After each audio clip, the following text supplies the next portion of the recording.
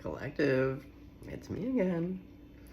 Okay, so I'm thinking about the video that I've just uploaded. And you know me, I believe in the demonstrations. So I wanted to just give a little story time about how that message absolutely has applied to me, and also why I love tarot. A lot of people will purport, that tarot is like the devil working and it'll tell you what you want to hear. Why I love tarot, to be honest, like, if there's anything that my experience has shown me is like I can distort the message, but the cards to me don't lie.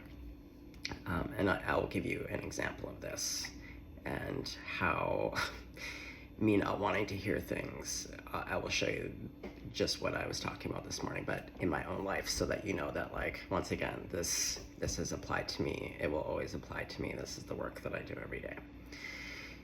So if you've been around for a hot second, you've heard me to kind of talk about my son's mom and just kind of how untenable it's been for me the last few years. But what I can say to be true is that when I met her, it was the mark of the beginning of a very long, painful cycle. Before, like in the honeymoon phase, our relationship was good because it was the honeymoon phase, but the rest of my life was a hard time. And so, and even actually when I met my son's mom, I asked questions on her and we would do cards together, and she always showed up as the Empress reverse.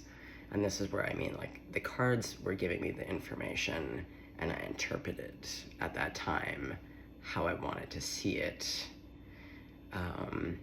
But in terms of the rest of my life, the cards, what I accepted, because that's a really interesting point actually, that it was around love that I was like, the information was there, and that was the one area I was like, because when the cards were telling me the truth about my career, what was going on, it was all really bang on. I couldn't avoid it because it was just like it was just all the hard cards, and it was hard cards for years.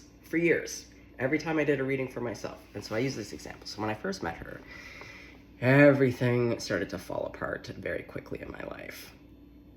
And so I was doing cards, and the cards were bang on. They had it down. They kept talking about how hard I was and why that was. And, and it didn't stop me from asking. And at that time too, someone who was a friend at that time, they were also kind of in a hard time. So we would do readings for each other and we would laugh because we were like, oh, here we go. It's going to be harsh. And boy, she was. And we would have a chuckle, and then we would just be like, okay, well, at least we're in it together. Like, we're in this the trenches. And so a couple years in, it was still really fucking hard.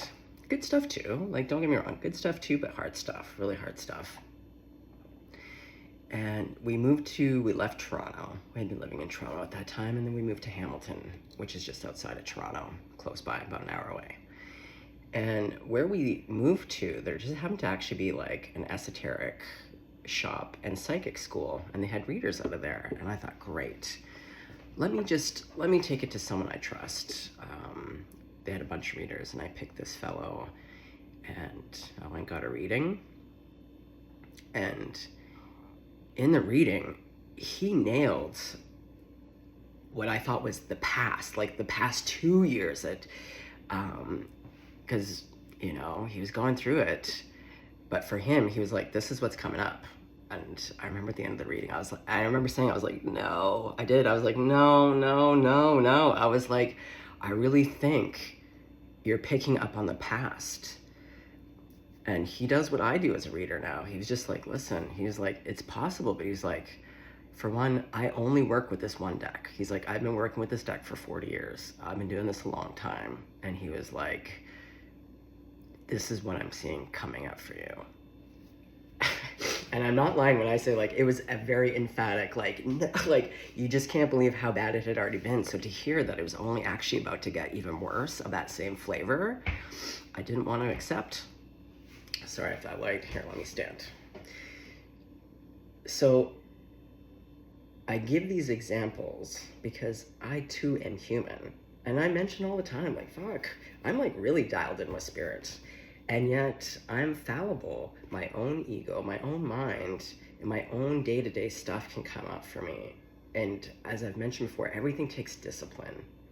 I'm always caught. When I'm caught judging someone else, Spirit is quick to be like, girl, we're gonna, here's the snapshot of you doing the very same thing. It made me like, okay. Do you know what I mean? Like, and even when the things with my son's mom really took off in the crazy direction, psychically I knew something was up. Like, again, psychic.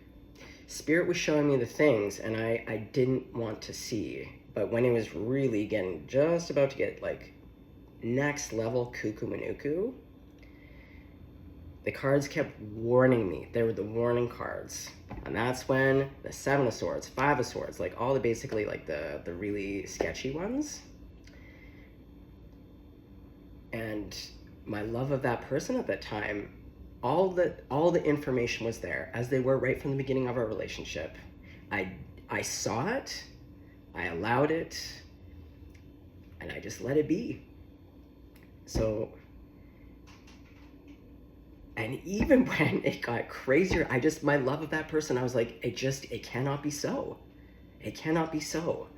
And Spirit was like, I hate to break it to you guys. And again, it's not because Spirit, it was my team lovingly trying to be like, we're trying to literally save your life. We are trying to protect you right now. We need you to lock into this.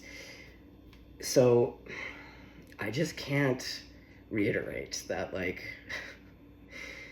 I personally love the tarot because it doesn't lie. And, you know, for a long time, I stopped doing relationship readings for people. It's just because I got so sick and tired. I tell people before I do a reading in person, because a lot of times I'll meet people randomly and they're like, oh my God, can I get a reading? It'll be pretty instant. And I always tell people, the rules of the game, first rules of engagement, do not ask something that you are not willing to hear the truth. Because if I get through this reading, and I'm just gonna, I don't mince words, do not get pissy and freak the fuck out when, and like, to be honest, my success rate is pretty high. It may take a couple years, like especially with relationship stuff, I usually get the cheaters or like the relationship, you know, and in that moment, it may seem, and then usually about 6 months, sometimes up to 2 years, I'll get an apology email being like, I'm so sorry. Didn't see it coming. You're absolutely right, everything that you said. So my own experience has been the tarot is nothing but very honest with me. It's just about how I interpret it. And so when I say, like, guys, you know, the loops, the cycles, the unwillingness to see the truth as it really is, that's why my prayer is always now. And sometimes I forget about it and I fall off of it. But to be like, God, Jesus, Grandma, Buddha, archangels, please allow me to see and hear and feel and know the truth as it really is and not how I want it to be. And that, I find in itself, that prayer locks me in. Guys, there's a ton of things that I want to see. Like, I'm in my own process right now. There's stuff in my day-to-day that I'm holding up my own receipts to being like, okay, what's working? What's not working? And also because there's a million reasons why it might not be working.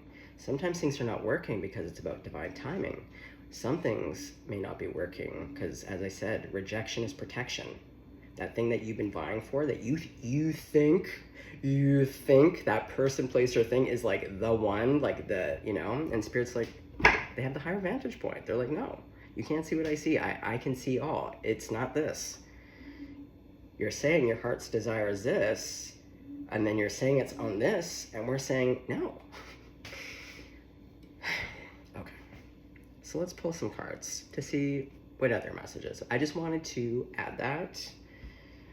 I don't know if anyone from the last video is going to make it to this video, but I believe in demonstrations. I'm never going to say anything that does not apply to my own life, that either I haven't had to struggle with or I don't currently struggle with. I think that's really important. But anyways, I thought I'd share that, but let's pull some other cards. Let's start with Kimmy K. She's my girl. Ooh, she's been working on some new stuff. If you follow her on Instagram, I'm so excited. She's a magi. She's She's the high priest and the high priestess. I would follow her to the end of the earth.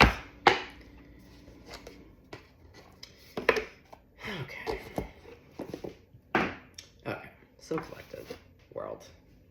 Okay, you know what? Let's turn this around. So let's go like this so we don't have that terrible lighting. Sorry about that, guys.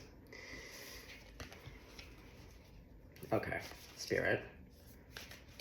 I know we're in a loving mood because you're giving all those smoochies on the cheeks to folks. Okay. The mask. Yeah.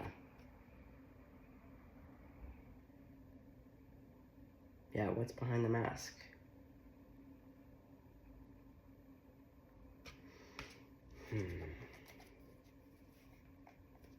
Spirit. You want this one? The creator. Yeah, like I was saying with magic, creating. What's this guy? The one. The creator, the one. Remember how I was saying? Like, when in doubt, just go to spirit directly. You know? And we all do it. I have been in that place in my life where I've gone to multiple sources to be like, I'm struggling with this thing. What's your advice? Or what's your take? Or pull some cards, you know? And like I said, when in doubt, who do you go to? Creator, the one. Here, but let's read about this because I feel like there'll probably be a little message in here. Okay, the mask.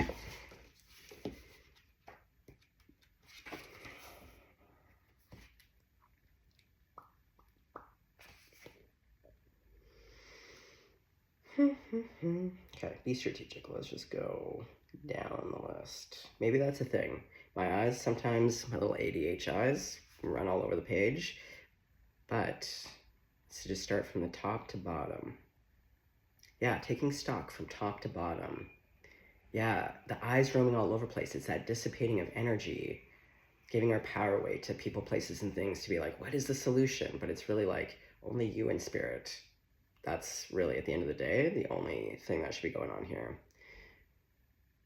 Not that spirit can't talk and channel through things like this, but at the end of the day, if you're really in doubt, yeah, top to bottom.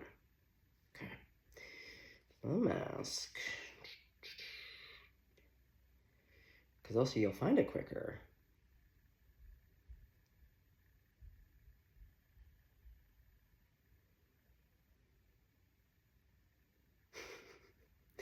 Will I find it quicker? Oh my god. Oh, yeah, what am I not seeing? Because yeah, my eyes are going top to bottom. The mask.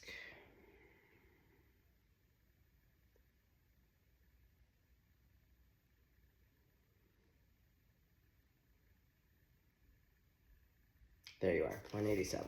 Okay, Jesus. The persona, the performance, the reveal. We often think of a mask as something that conceals our identity. Yet contemplate the possibility the mask permits our true identity to be revealed. It allows. The mask gives voice to that which was previously rejected. When this card appears, enact the side of you that is seeking expression, yet was never given a role to play on the stage of your life. You are in the realm of theater, so anything is possible. Speak with the other's voice, embody the other's limbs. You are taking part in the ritual of expanding the self. As soon as that card came out, there's something really here. It's liminal. Like I can, again, see it, feel it. I can sense it. I know exactly what they're talking about. When you take on, you embody. And I've been talking a lot about magic, which is funny because I don't really talk a lot about magic. But there's something here, very significant. There may be mischief and deception around, and others may be trying on new masks too, so no one is sure who is who. It's likely you've become so attached to a single mask that you need to fall face forward into this perception-bending time. Trust it. Remember, it's likely you've become so attached, so that could be attached to a result, a person, place, or a thing. taking off the mask, working with Creator in the One is the truth. And then once you take off that one mask, there's something here about the reveal. Again, working with the two sides of the coin, right? That deceptive, illusory kind of energy, where it can kind of be more devolved. But if you learn how to harness it and see it for what it is, then you can do things like put on masks that reveal all those different aspects of self, or the things that didn't have a voice, but it's accurate. Like, again, true alchemy. There's something really special within that message. Think of a mask or costume you wore that felt empowering. Exactly. Ooh, we're going to be going into magic. Okay. We're going to talk about this for a sec. Marvelous or fun, who was it or were you being? Is that who still within you?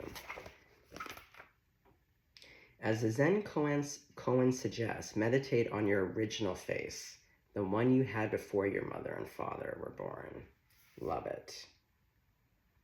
When light reveals what has been suppressed, when dark further conceals what is rejected. Okay.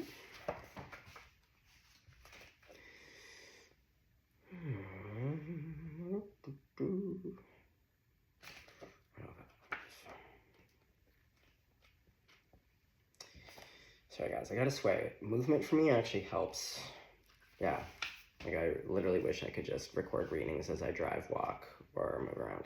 The creator, the artist, the alchemist, the innovator. The creator, the first archetype in the trio of existence. It's not intimidated by darkness or by lack. Exactly. That's part of being in the truth. You're not afraid of it. You're not intimidated by these things. They know that from the void, creation inevitably emerges. With meager, minimal, and outlandish materials, the creator reveals a new image. They make the empty room resonate with healing sounds. They generate bounty from the seeds that others tossed away. Though generative, this archetype annihilates preconceived notions of what is possible, leaving unexpected openings in the wake of its destruction. The creator does this first, The creator does this by, first, being absolutely present to what is. Most of the spiritual teachers that I follow talk about this, especially Asha from the Yogananda tradition. Reality is always going to win. We can't, whatever is happening currently, like you can call it whatever it is, but like whatever is occurring is, until you accept what is in the moment, you can't really get past that. Not imagining or wishing things were different. Yeah, exactly. The creator does this by first being absolutely present to what is. Again, the truth. What is the truth of the moment? Not imagining or wishing things were different. And second, trusting that a force greater than themselves awaits constant collaboration with each human soul. Whether we call it nature, God, goddess, Shakti, or divinity, it remains nameless. It is the creator's lifelong companion. Literally what I was talking about in the first reading this morning. The creator is naturally attractive and coveted as its energy zings with possibility. You can feel when a creator type enters the room. All eyes land on them. To increase your creator energy, ward off jadedness at all cost. Recommit to childlike curiosity. What I just said, get curious. Get curious. And also, no, I feel as though there's some folks in the crowd that somehow, somewhere, maybe it's subconscious, but the idea of like your spirit team being of judgment, of punitiveness. My own experience, and I've tested it again and again and again, and not only just loving, but like great sense of humor. I'm sure there's some Christians in the crowd that'd be like, oh my God, he says that Jesus divines with him through music and like loves Asa bass. Well, I'm like, you know what? My experience of Jesus when I have called on him in some dark fucking times is that yes, He absolutely is a very loving, high vibrational thing.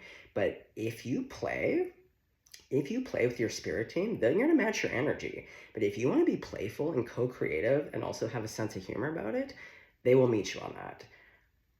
My spirit team has a great sense of humor. In fact, they give me some zingers where I'm like, again, they sometimes give me the truth, but with some humor, because they know I love humor. They know I'm more receptive to hearing what they have to say. Again, where I'm like, ooh, touche, spirit. That was sassy, but on point and kind of funny. Get curious. Get playful. Romance the world. The world will romance you back. Same with your spirit team. Give them a wink. Give them a wink, you know? Okay. The one.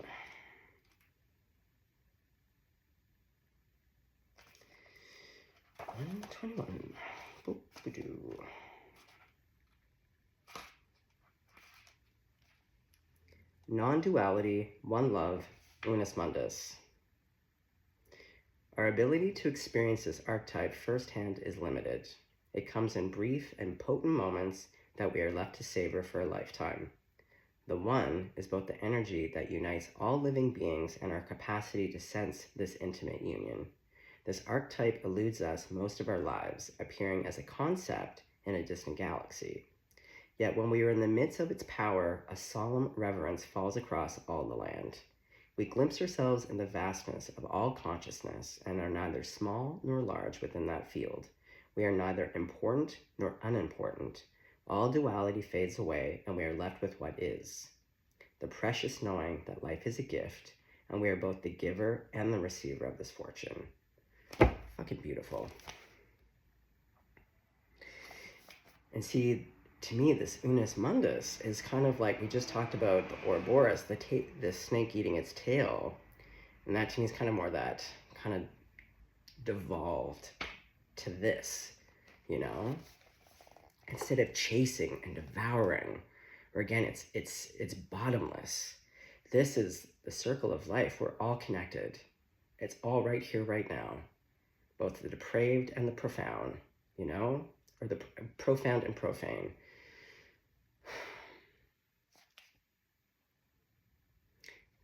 The unus mundus is a circle representing the unity of existence. It is possible, the beginning and the end. Wait. Is it possible that the beginning and the end of all things is love? For me, it is yes. That is why I can't reiterate when I deduce things to its simplest forms. And that's what I've been doing, because I love theology and I've practiced and still practice from many sources. But in that can get confusing. And that's why I talked about the whole bare ass, just you and spirit, like a cup of coffee and a handshake. Do you know what I mean? Do I have trinkets and all the things to kind of amplify my rituals with spirit? Absolutely. But what I know to work the quickest, and it's really just about your heart. We know those moments where you're just like, you're surrendering, where you're like, God, or whoever you pray to, it's the intention. It's about speaking the truth and to come with like really good intentions. And when you do that, I just feel like, and it's always, for me, based on love. And that's why I like to show the demonstrations of the human experiences. Like, we have the duality within us. And even when we have these beliefs, we have these values, we're always going to be tested and tested again and given opportunities to demonstrate that and practice it. Everything is about practicing. So like, don't feel bad when you don't get it right. Like every master of anything, whether it be rock climbing, skateboarding, being a conductor, a musician, a doctor, like it's the hours put into it to develop the sensitivity.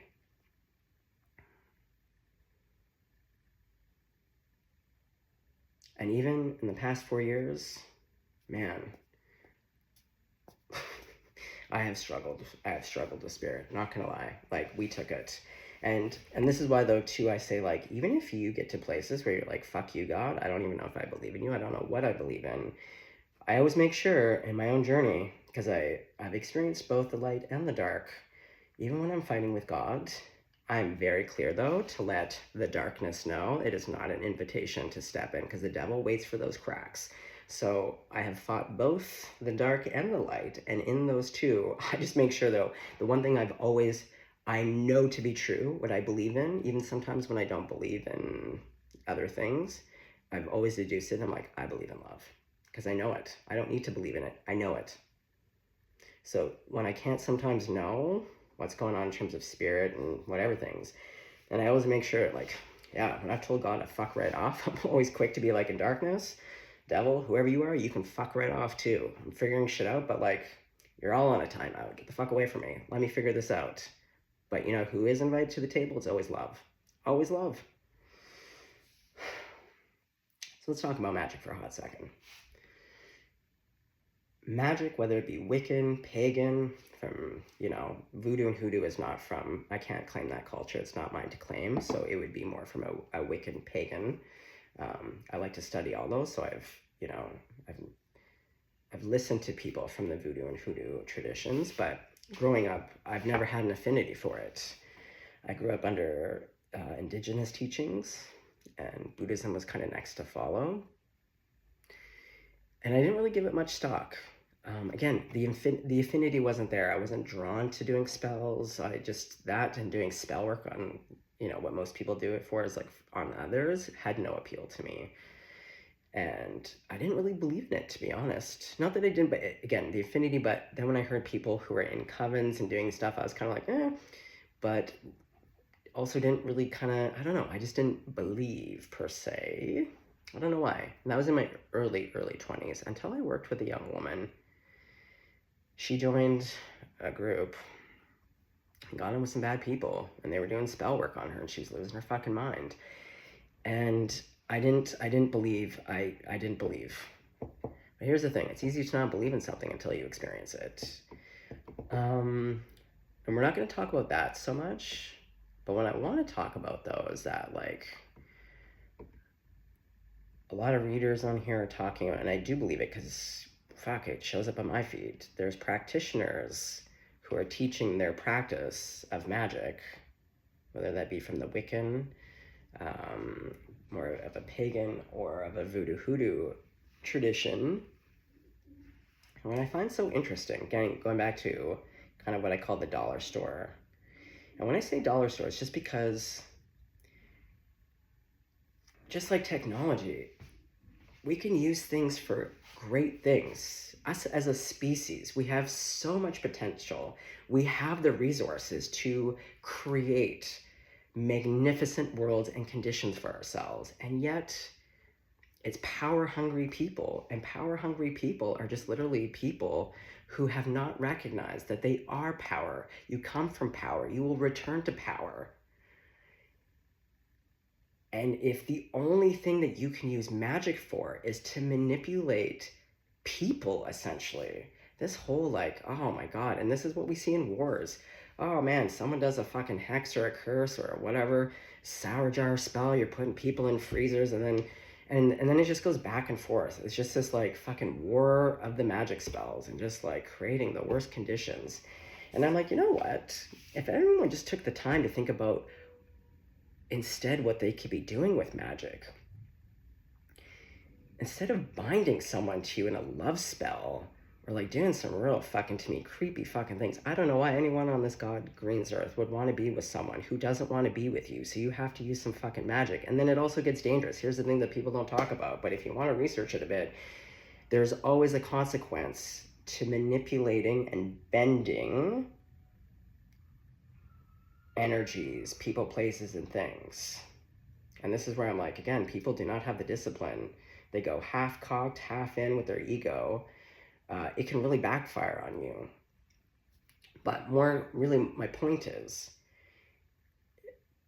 that you have all the tools here to really do like mind-blowing things that, again, won't have those types of consequences because you're aligning it with things that are like for the good of all. You want to curse someone?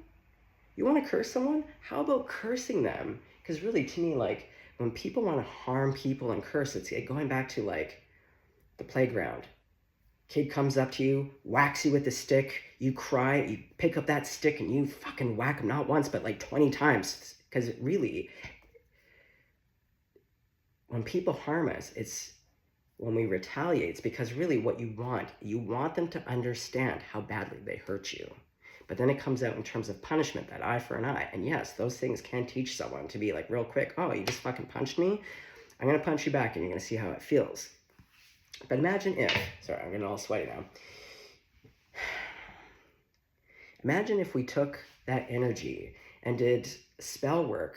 You can do poppets and spells to heal yourself. You can do like magic and stuff to like bring out in you your already very attractive qualities, you know, so that people are drawn to like the things that already exist within yourself.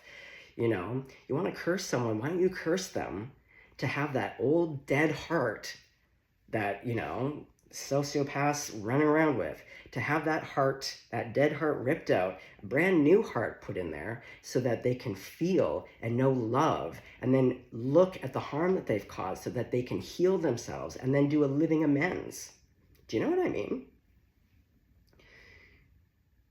Yeah, and not only that, you could be using this magic to like extend to the whole world. We could be doing magic to heal the planet, to help Gaza. Like, do you know what I mean? There's so many things, and yet we just have people doing dollar store magic on being like, I'm obsessed with someone I can't have, or they're not, you know, and then you're like, whatever the fuck. And you're doing some, again, you haven't really looked into it, you haven't really trained, and even if you do, you're just using it for like, I'm sorry, but when I see practitioners who clearly have a gift and all they're doing is bringing harm, but they have no problem with it, like as long as you're paying me, I don't give a fuck. I find it grotesque. And people have the choice to do whatever you want, but like, I don't know. I think going back to creating things, like there's so much potential for truly magical things that benefit us all, that are in the realms besides this like lower, the lower realms, just dollar store bit fucking bullshit. I don't know.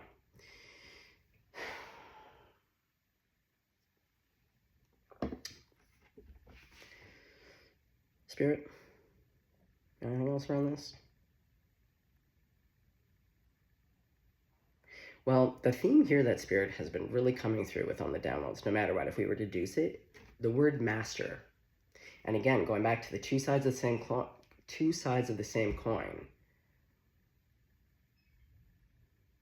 Power reveals people's truest colors. Money is power, so money, it doesn't change people, it reveals. Power doesn't change people, it reveals who you truly are. I was talking about working with the plant medicine, cannabis. Cannabis will reveal those wounds, parts of you that you know, some of the more hidden stuff. It's a revealer.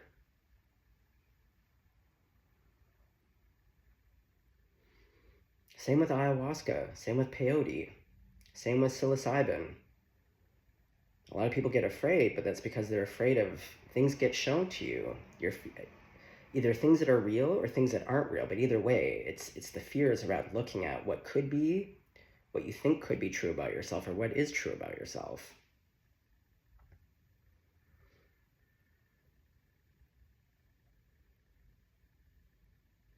Going back to magic, what I was saying is that it's really easy to not believe in it. There's a lot of people like, you just need to believe in love and light, that magic can't affect you. That's not true, because magic, in terms of how it affects people, it works on the last, or the bottom three chakras. So it really can take hold because it works on fear. Most people have not mastered their fears. Most people don't even know who they are. So it actually is quite easy to do spell work on people. Most traditions that I follow, whether it be from indigenous, I mean, look at exorcism, Christianity. If you look into like the ability to study and understand how to manipulate energies, alchemize, is there for everyone under every faith and tradition. So I'm sorry, I'm not of the mindset that magic doesn't exist and doesn't work.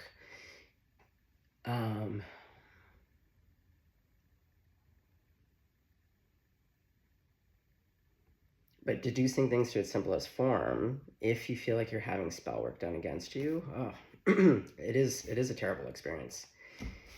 And then it requires a mastery, because what I have experienced myself and what I have felt has been some work done against me is that, yeah, you can play that game of going back and forth. But now, several years in, what I can tell you what works is deduce it. If you can master your mind, body, and spirit, your own fears, external fears, who you know yourself to be, and it is very hard because some of us don't even know what our worst fears are until they get played out. But now that I have lived out most of my worst fears, the one thing I can say to be true is, and that's where love comes in. Love trumps all. And if you want to beat the darkest of the dark, and that's why I keep saying, I'm like, my prayer now is what I want for myself, I want for everyone. And that doesn't exclude the Trumps of the world, or fucking Israel, killing 1 million babies right now, women and children and men. Like,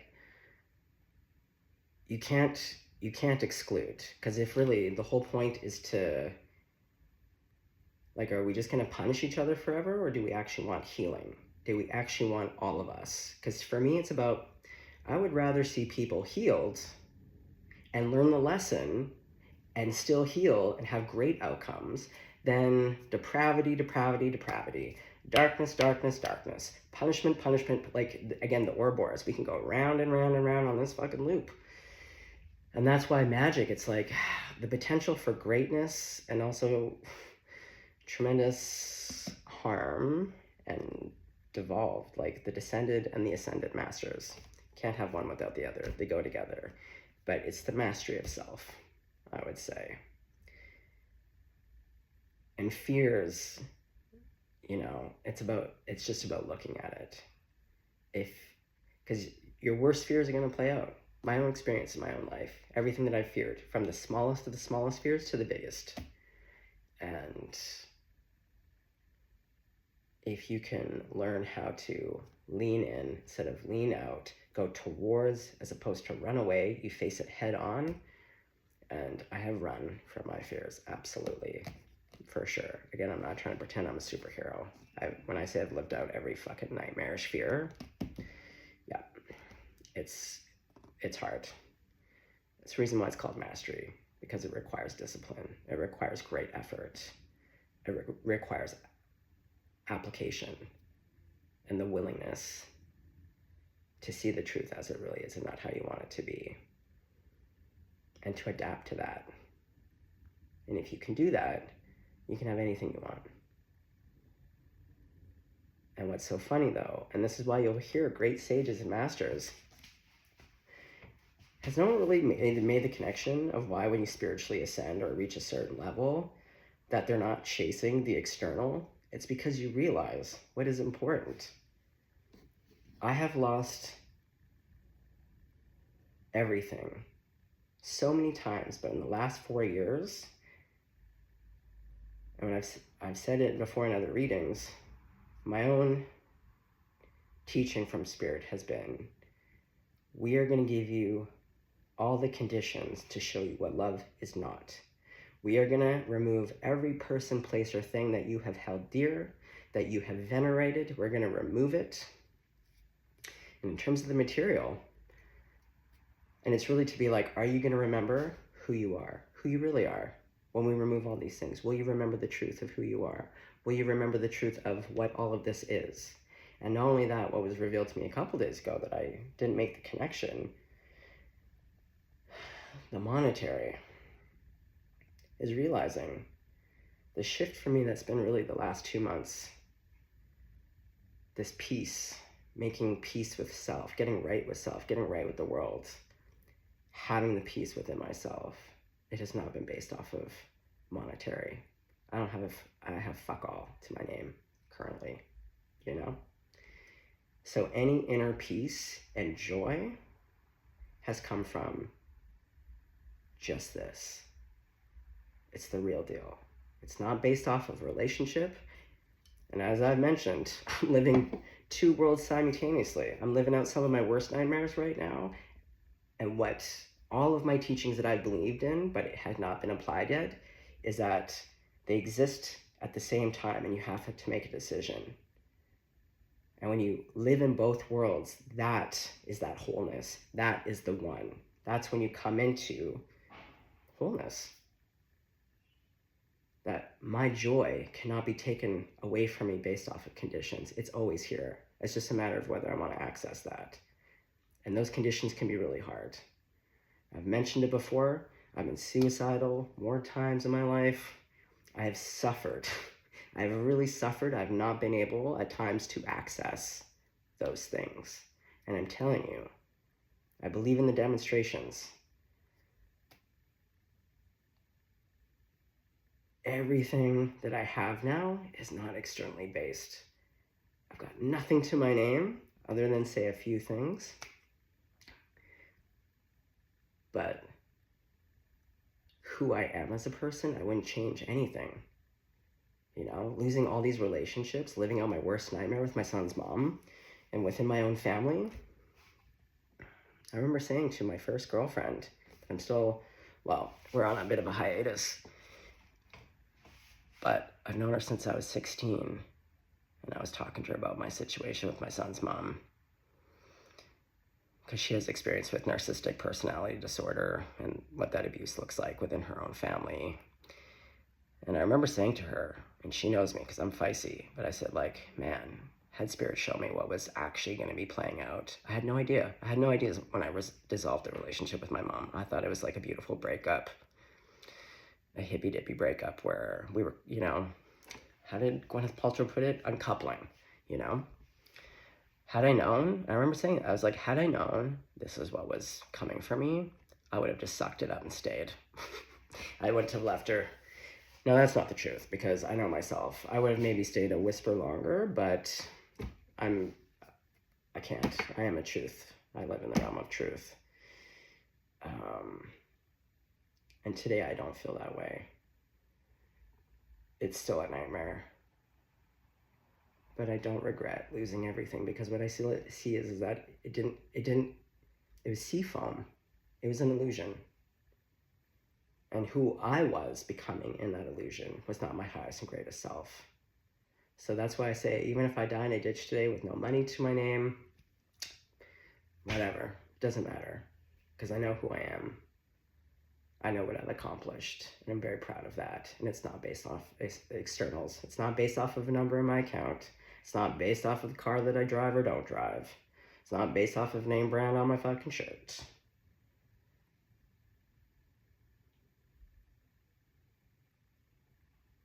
It just comes back to love. I spent my whole life hating myself, internalizing all of my abusers' opinions of who I was, because that's all I've ever known. I've only grown up with the worst of the worst, like the most terrifying human beings, like sociopathic. And realizing the illusion was that none of that was real. And that's part of our journey, is realizing that, like, we're all beautiful. We're all fucked up, we all got stuff, but it doesn't detract from what is the true, our essence. Our essence is that we are deeply lovable. We are deeply loved. You're capable of deep love yourself to share with others. And there's a beauty that you just can't fully see and understand about yourself. So that's why any work, anything that I ask for of myself in my prayers, is always extended. What I want for myself, I want for the whole world. And I truly mean that. And I find when I'm in that space, literally, it's like a matrix. It's like literally seeing the world reconstruct itself. Incredible things happen. Okay, we're gonna leave it there. Very interesting talks this morning. Okay, well, it's gonna be a make it or break it for you guys. I don't know, we'll see who's left in the crowd. Okay, well, as always, stay blessed, stay golden, stay blessed.